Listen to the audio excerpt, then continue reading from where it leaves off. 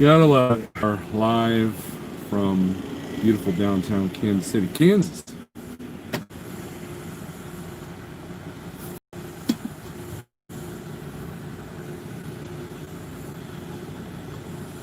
Now I don't know if this live feed's gonna work because Verizon's been really weird here lately, and they've been choking, right?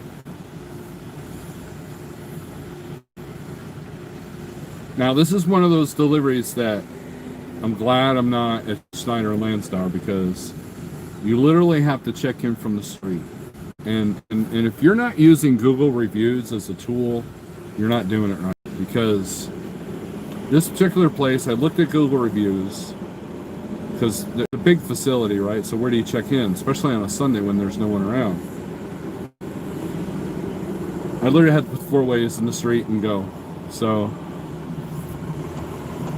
I do that.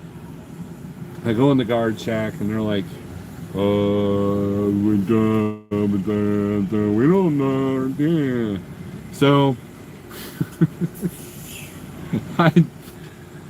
I'm like, broker said I need to be here Sunday between 4 and 6. Now I know I'm early. Well, we don't even unload live trucks. Can you drop your trailer? No, I own it, sir. This is not a drop trailer situation. And so now I felt good because I wasn't the only one, right? Because CFI rolled in here, and then ACT rolled in here, and now we're blocking. We're clogging things up, right? The shipping office guy goes, go to that west lot, and then just hang out there. So I got as out of the way as I possibly could. And then the other trucks had nowhere to go, so they're on the, so we're all clogging everything up. The yard guy comes in, he's completely like this, like meanwhile I can't get a hold of the broker. That's the other issue with Sunday deliveries, right? Can't get a hold of the broker to notify him that we might have to have some extra time and money on this deal. And finally they called me up. Hey, go back in that door right there, right to your left there, right to your left. So a little bit of finagling, we got it in here, and CFI is out of the way. He's getting the door after me. They've already signed my bill. As soon as I get a green light, slide the canvas back, get the hell out of here. So you gotta love Sunday deliveries. You gotta love it when you show up and they're like, you know, communication is probably one of the biggest frustrations in the world today, but especially in our industry. You know, I once sat a whole day when I was a company driver because the dispatcher couldn't go turn around and tell the load planner that was literally just back there that, you know, I was empty, right? All right, let's do some shout outs here. Dana Ladami, Pigtail, Don Shonger, what's up? Jose, Rick N, Alexander Rocker, Cluster Trucker, hey, I haven't seen you in a minute. The Bandit Jr., hey buddy, Light Bright, hey Kyle, how you doing, man? Old Fat White Guy, what's up? Jesse Bennett, how's it going? Scott, you're in the house. Jonathan Wheeler, John Armstrong, Thor Thunder, how's it going? Just wanted to say hello, says Thomas Wilson. We're on our way to eat dinner with Brian. We'll make Brian pay. Jonathan Wheeler, or lack thereof. A lack of logistical communication coordination is cancer. It is, Alexander, it is. Communication, what communications? Now, speaking of communications, I put this ridiculous bid on a convoy load, and I won it. But I never got notification because I was in a weird area. Like I said in the beginning of this video, Verizon's doing something weird. So I won the load. So I go to click on it, it's gone. I don't know what happened to it. I don't know if it's in limbo. I haven't talked to Jeff today. It's a Sunday, I don't want to bother him, right? I don't know if it's in limbo or if I never got it. I never confirmed it, so it's probably not mine. So I have a choice. I can go home and hope I can find something out of Springfield to finish out the rest of the week, or I could stay here in Kansas City and hope that I can find something tomorrow, which the low boards are looking pretty promising. We're going to play the short game this week because I want to be home by Friday. Maybe, I don't know. My hours are like, dude, hey,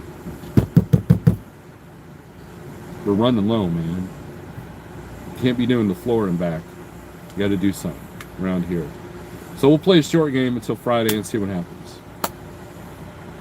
But we might come in for Labor Day. It depends on what the rates are doing. So,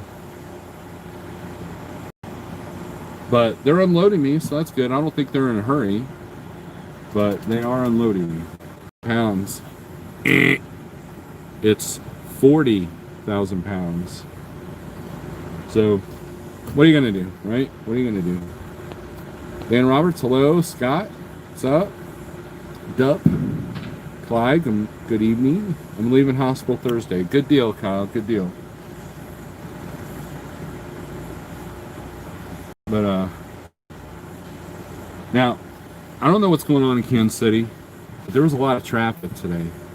And I avoided a near catastrophic accident.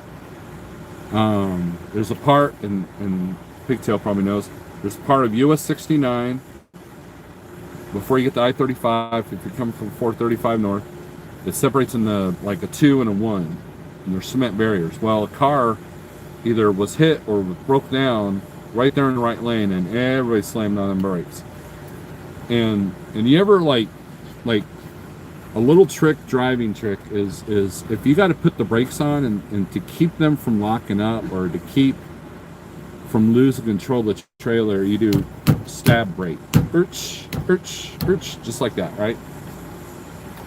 And we got her stopped, but man, and then the guy got out of his car. He was so mad that he like broke his own mirror and was like flinging his arms. And it's been a crazy day for a Sunday. Usually Sunday driving's nice and relaxing, and I'm listening to music. But man, once I got in Kansas City, man, it was like Mad Max. It was crazy. Oh, is there a football game? Are they even having football this year? I've lost all interest in the NFL. I've lost interest in all the sports, to be honest with you. I am not a sports guy anymore. The only sport worth mentioning is extreme BMX and freestyle. That's it. That's the only sport ever. That's it. But Charles Brandt, what's up? Mike Williams, welcome to Kansas City. It seems like brokers and dispatch staff need to get their act together. I'd venture to guess they're a good part of why the trucking industry has a shortage of drivers. It's true.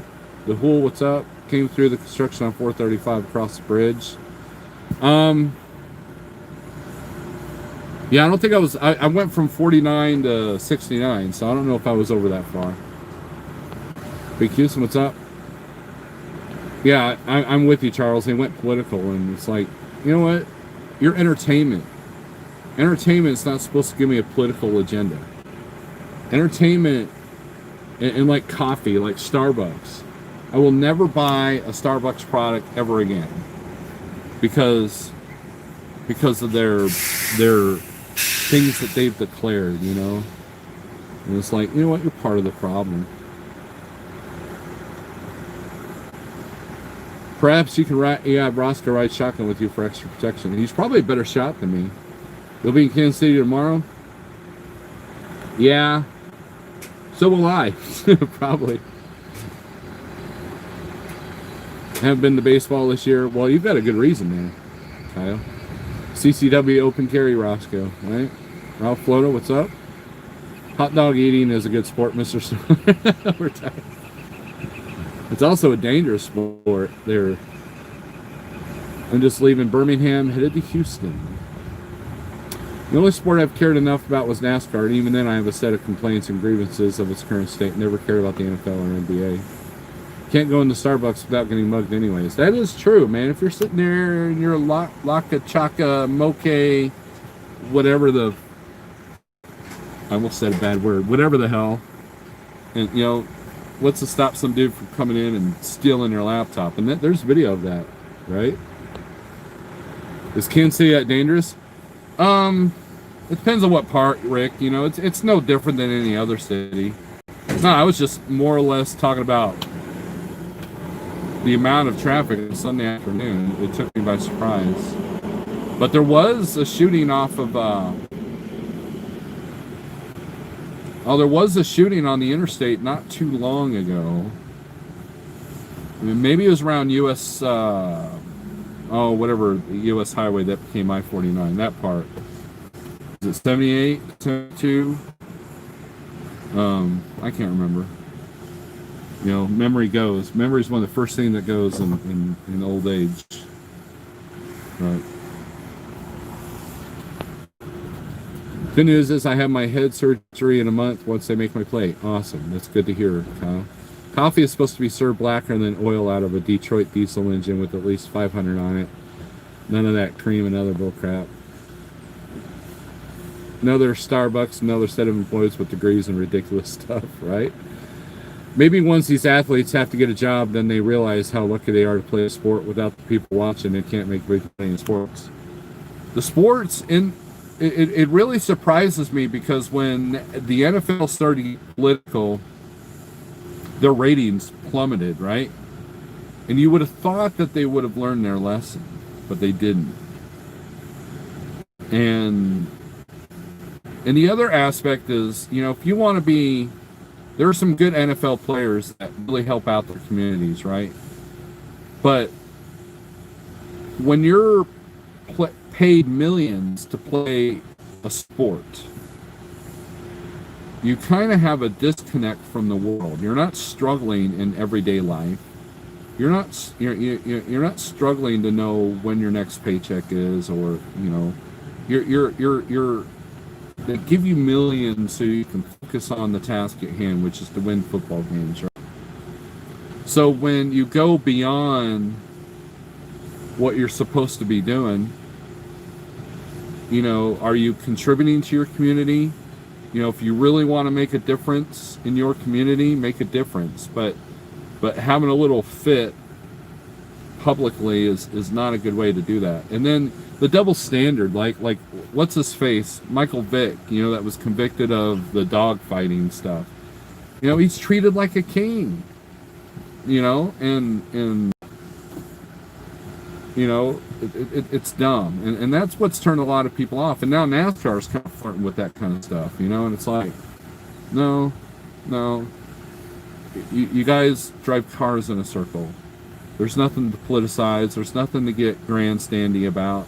Just do what you're supposed to do. Entertain us by driving in circles, you know, which is kind of symbolic if you think about it.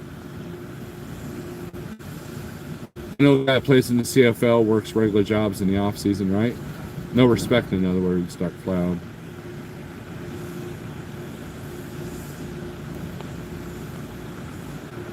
Nobody is more privileged than professional athletes, right? Overpaid children playing games to keep the masses dumbed down. In Canada, there's only none of that football malarkey. Yeah, you know, and that's fine. You know, it's entertainment. It's what it is. It's entertainment. That's all it is. You know, and I'll watch the Super Bowl every year, right? I'll watch the Super Bowl, and by the next year, I don't remember who played last year. I don't remember who won last year. The only time I remember who won was St. Louis when they won. You know, St. Louis Rams. But you know, then they moved to LA, so whatever. You know, look at the Raiders, man. They moved to Las Vegas, and it's like those Raider fans get kind of insane. You know, and there are people literally shot for wearing the wrong jersey in the wrong stadium. You know, that's kind of, to me, that's just like, I don't know. People are stupid. I hate people sometimes. Kind of in a foul mood all day, and then when I show up here, it was like, but they're getting me unloaded. Truck's shaking. And as soon as I get out of here, all I got to do is, now, I'll show you guys something. You guys want to see something? I'll show you how close these doors are.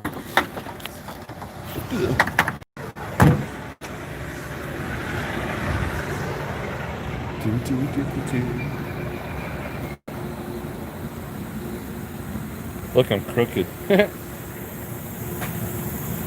not much space between the door there. I hate places like this. But yeah, I'm a little crooked. In my defense, though, there was a truck here, truck there, and there was a tanker truck, literally right there. So I think I did pretty good. Yeah. Oh, that CFI, he's waiting on my door. Ouch. I have no idea how the audio is. I know I got the headset on just in case I get a phone call. Charles, that's I'll tell you, the worst place was, and you guys over there, you Schneider guys know about this too, over there in Harrisonville, Missouri, Church and Dwight. You literally have to drop the trailer low, because in order to pull it out, you have to pull it out to get to the landing gear. You can't get to the landing gear. The other place that was like that was Pendergrass, Georgia, Rickett Benkheiser. And like they literally have no space between the drop trailers. Like you can't get a piece of paper in them. Sometimes, I mean, you know, rubbing racing, man, these trailers are all scarred up. And yeah, you know, this is the first dock like this that I've encountered in a long time. It used to be like almost every dock was like this, but most of the places I go to are modern warehouses that have the double wide so you can open the doors from the slot, you know, but not here, man. I imagine there's a lot of doors that are taken out of here.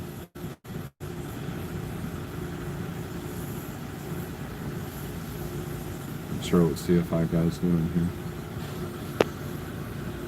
Good old Church and Dwight. Yep, Charles knows. That's what dump bags are for. I hated not having those. Yeah, I agree, Thor. When I heard that some of them Schneider finance trucks don't have dump bags, I've never had a truck without dump valves, man. Because now, if you can't dump the bags, then you know, you tell the yard guy. You said, you know what, you pull this trailer out so I at least far enough that I can get to the landing gear, you know. And it's like, you put 20 trailers together like that close. What's it gain you? Like what, one spot? So whenever I dropped the trailer at Church and Dwight, I just went to the dirt lot, picked an open spot against the fence or somewhere else. I didn't mess with that. It was only when I had to pick up a load there that it got kind of annoying. And luckily, I think there was one time where I had to call the yard guy and say, you need to pull this out for me because it's too high and I can't get to it. So yeah, and they drop them too high. Yeah, I don't know why they do that. I mean, I thought it was a Schneider driver issue, but I think the yard guys do that. I think some places want the trailers a little bit sticking up when they drop them in the door. I think that's part of it. And that's why Schneider is like really strict about how you drop a trailer or you hook up to a trailer. They want you to go slightly under it before you go fully back, just so you don't jump it. You know, because how many of you have had the kingpin on the other side, the wrong side of the fifth wheel? How many of you have done that? Me. I didn't do it at Schneider, but I learned once. I learned pretty quickly after one time of dealing with that.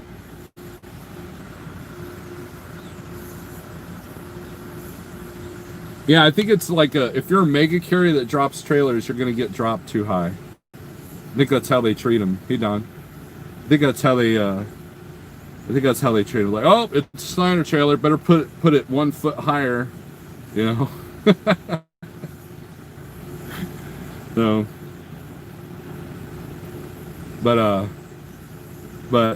yeah, it's crazy. So I don't miss docks like this every now and then. But luckily, I had quite a bit of room.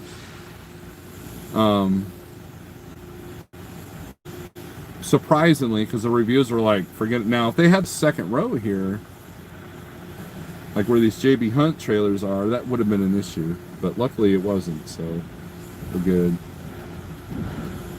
But other than that, man, I've had an excellent 10 days, man, of running. I mean, that run that I missed out with Convoy would have really kind of finished off this weekend. We got that changed out same day, which is a miracle in and of itself. I am blessed with many miracles, and so I feel pretty blessed, even though I was kind of down on my I was kind of down in the dumps today.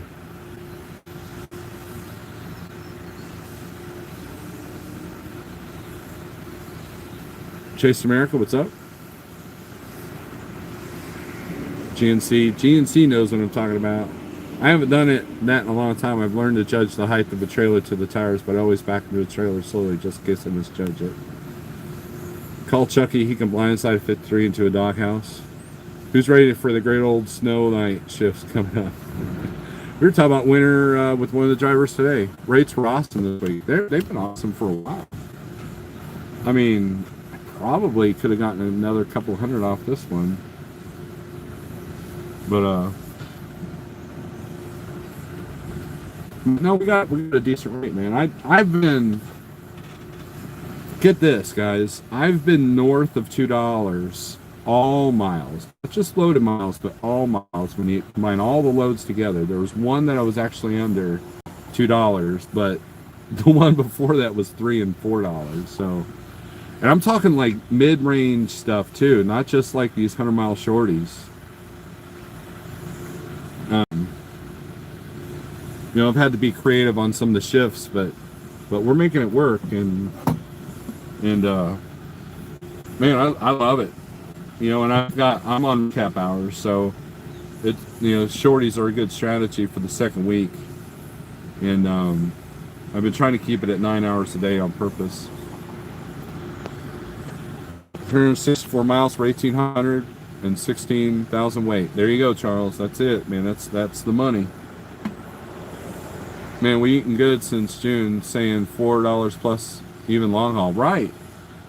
I agree, man. It's been crazy, because usually the only long haul load that's not paying is going to California. But dude, you're gonna get it coming out for sure. I'm seeing rates as, yeah. It's been kind of crazy. It's not going to last, because the industry cannot sustain this, just like the industry cannot sustain us making 90 cents a mile. So we went from here to here, and hopefully by Christmas we'll be in the middle somewhere. And then the election, I think, is going to really, we're probably looking at the most important election in our lifetime thus far. What travel stops have you had good experiences with? I like Stat Brothers. I like, it just depends. I mean, some pilots are crap, some pilots are good, some TAs are crap, some TAs are good. As a chain, I like Petro the most.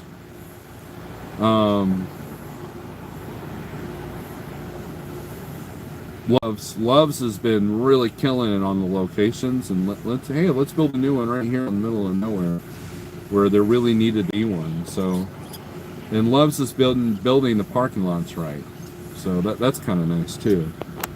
So the only thing I'm dreading is late October and on. Yep, I hear you. I plan on being home the last week of October and the first week in November. Number one, I want to be home for the election, but number two, I want to be home for the election. So, this case, you know, Jay Cannell made a really good point yesterday in his live feed. Well, we won't get political, but I will say this: I am definitely throwing caution to the wind on the state of things. Petro has some ratty look places. They do, man. I was in West Memphis. I pulled into West Memphis to get some fuel, and I literally like shut off the pump, get ready to pull in to get my receipt, and they were like, computers are down, couldn't get fuel, couldn't turn on the pumps, couldn't do anything. I'm like, wow, I lucked out there. I mean, I had enough fuel to get to where I was going. There's the Loves where I was going, but I was like, wow. But there's also some really nice Petros too. Joplin Petro is probably my favorite. What makes you say this election is the most important one? Because the sides are so extreme that, well, maybe not most important, but most significant. I'm sorry, I'm stupid. So a moment of silence for my stupidity. Anyways, the extreme reaction from the opposite side, regardless of who wins, that's why I'm saying that. That's why I'm throwing caution to the wind. And that's about as deep as politics we're going to get, because I'm not a political person. You just got passed by a coughing? What's that? Have you ever had time to get your PM done? Man, every speedo I stop saying 6+ hours waiting. I don't have that time. G-Star, what I do is I am blessed to live in a city that has a 24/7 Kenworth dealership, and I only get PMs done at that Kenworth, because with the PACCAR engines, if you have somebody else do the service, either putting the wrong filters on, or they at least can't turn off the mill light after the fuel pressure has changed or whatever, because they don't have the software. So I've only done one non-Kenworth PM on this truck since I've owned it 3.5 years. So I do it during home time. If I'm going to be home for a week, pick it up Monday or Tuesday. I'm due for PM, and I'm also due for some new shocks, and I'm also due to get the stupid coolant tank changed out.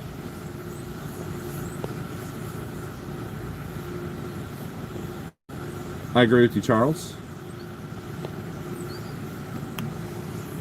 That's all I'll say. Because, you know, look what the Clintons did. That's when all of our jobs went over to overseas. Like all at once, like that. Ross Pro was right. But regardless, you know, I'm just relieved that I'm getting unloaded, because I thought I was going to have to backtrack 40 miles. I don't know if Ameristar Casino is open. That's usually where I park at when I'm on this side of town. And I might just say screw it and go home. I might look at the low board and say, you know what, there's a low picking up Springfield tomorrow. I might just pick that up instead. So we'll see. How much do you calculate you would have to take out of your earnings per mile to go towards truck maintenance? I can tell you right now what it is.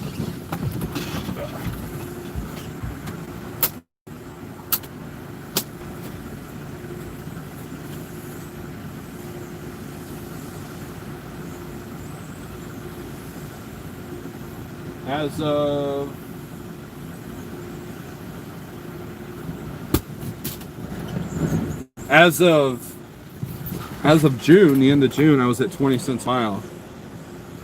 So your typical truck, and you can argue these numbers. I don't care if you got a new truck with the warranty, or if you got a used piece of crap that, you know, has 6,198 million miles on it. You're going to average about 12 to 14 a year, $1,000. So depending on how many miles you run. Mine's pretty high because I don't run that many miles. So 20 cents a mile is where I'm at. Now, that was back in June. Since June, though, I've had just since June, guys, you ready? I've had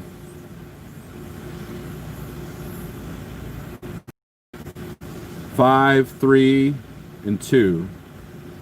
So that's 8, and I get 15,000 this year. Knock on wood. And we're not even done yet.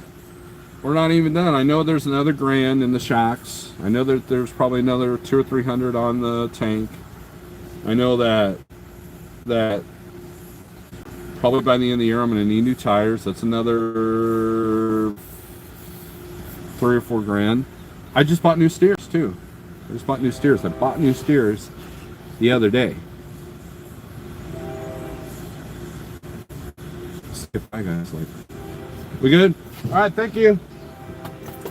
All right. We're gone. Thanks for watching.